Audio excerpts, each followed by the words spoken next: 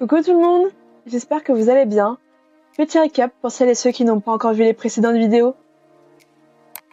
Pendant 4 mois, je voyage seule à travers la France, l'Espagne et le Portugal. Jusqu'à maintenant, j'ai traversé le sud-est de la France, le Pays Basque espagnol, la Cantabrie, les Asturies.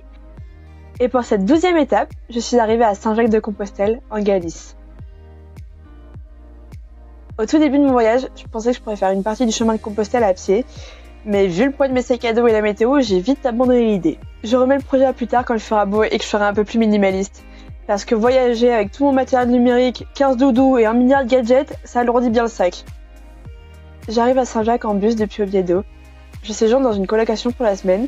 J'ai ma chambre privée et je partage la cuisine et la salle de bain avec 2 ou 3 autres personnes. J'ai profité d'avoir une cuisine avec un four pour faire un super bol à la Brenne. Ça m'avait manqué de cuisiner des vrais plats. J'utilise pour la première fois une cafetière italienne. Je vous raconte pas les galères pour la première utilisation. Saint-Jacques-de-Compostelle est la capitale de la Galice, la région espagnole juste au-dessus du Portugal. On y parle l'espagnol et le galicien. Le galicien, c'est vraiment un mélange entre l'espagnol et le portugais. Je vois que tous les mots et les noms de lieux changent. Iglesia devient Igresa, Plaça devient Praça, Calle devient Rua. Donc soyez indulgents si je galère un peu sur la prononciation de quelques noms. Je commence ma découverte de la ville en allant me balader au Parque da Alameda. C'est le principal parc de la ville. Je passe devant l'étang aux canards et les jardins. C'est vraiment un havre de nature en plein centre-ville. Je me promène dans les allées du parc jusqu'à la Fonte da Concha, puis jusqu'au mirador de la cathédrale. La vue sur la ville est juste incroyable. D'un côté, je peux apercevoir le centre historique et la cathédrale, et de l'autre, la vallée avec les nuages qui flottent juste au-dessus des habitations.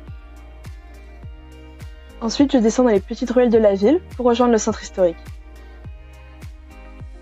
Au passage, je découvre la Iglesia de San Francisco. Puis je trouve un point de vue pour observer la vallée de plus près.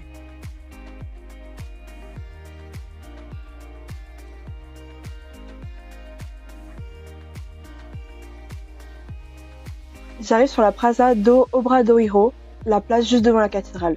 Je peux admirer sa façade ainsi que les autres bâtiments sur la place, notamment le Paço de Rachoy, un palais qui aujourd'hui accueille le siège du conseil municipal de la ville. Je fais le tour de la cathédrale jusqu'à la Fonte dos Cabalos, située sur la Praça da Praterias, juste devant l'entrée libre de la cathédrale.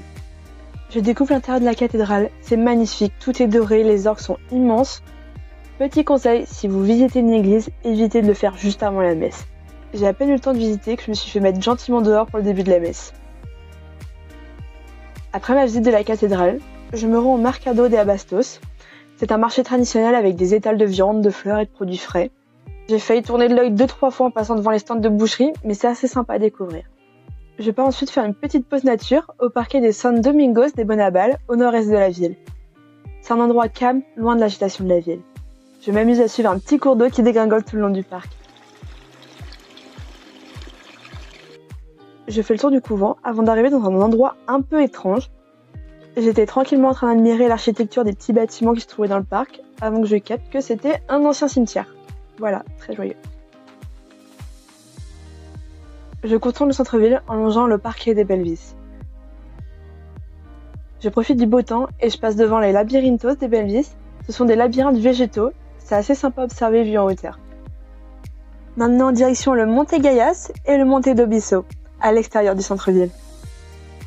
Je traverse la ville pour me rendre au Bosque de Galicia, au pied de la Cidade da Cultura. Le Bosque de Galicia est un immense parc installé sur les pentes du mont Gaias. Ça grimpe, mais plus je monte et plus la vue sur la ville est magnifique.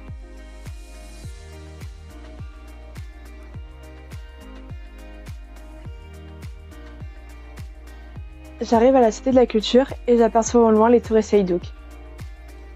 La Cidade da Cultura abrite le musée de la Galice, une bibliothèque, des salles d'exposition, de concerts, beaucoup de choses pour la culture. Son architecture est vraiment impressionnante et façonne le paysage de Saint-Jacques-de-Compostelle. Maintenant, direction le Monte do Bisso, juste derrière la Cidade da Cultura. Et merci Google Maps pour ces itinéraires foireux. L'itinéraire proposé par Google me fait prendre un pont en travaux qui traverse une autoroute sans trottoir. Donc comment dire, impossible de traverser pour rejoindre le mont. Du coup, je longe l'autoroute jusqu'à trouver un tunnel pour traverser en sécurité. Je crois que c'est la première fois que je me trouve aussi proche d'une autoroute à pied.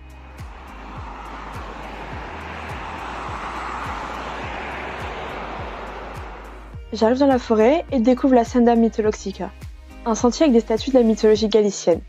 J'en apprends plus sur ces légendes, ça ressemble vraiment un peu aux légendes qu'on a en Bretagne, notamment en Brocéliande. Je grimpe des chemins pleins de cailloux à travers la forêt. C'est vraiment ressourçant d'être en pleine nature, loin de l'agitation de la ville, mais les statues sont un peu flippantes. Je découvre une statue cachée au fond d'une grotte. Elle représente la femme dans la mythologie galicienne comme gardienne de trésors. Ça se trouve, il y a un trésor au fond de cette grotte.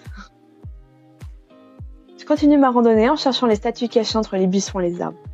J'aime bien, mais la sensation d'être seule, avec toutes ces légendes autour, est un peu bizarre. Je me dis qu'à tout moment je tombe sur une sorcière. J'approche du sommet et découvre l'autre côté du Monte d'Obisso. Éloigné de la ville, je peux apercevoir la campagne de Saint-Jacques. Je suis enfin arrivée au sommet. J'adore les sensations que je ressens à chaque fois que j'arrive en haut d'un mont. C'est un mélange de satisfaction, de fierté et de joie. La vue à 360 degrés sur toute la ville est vraiment incroyable.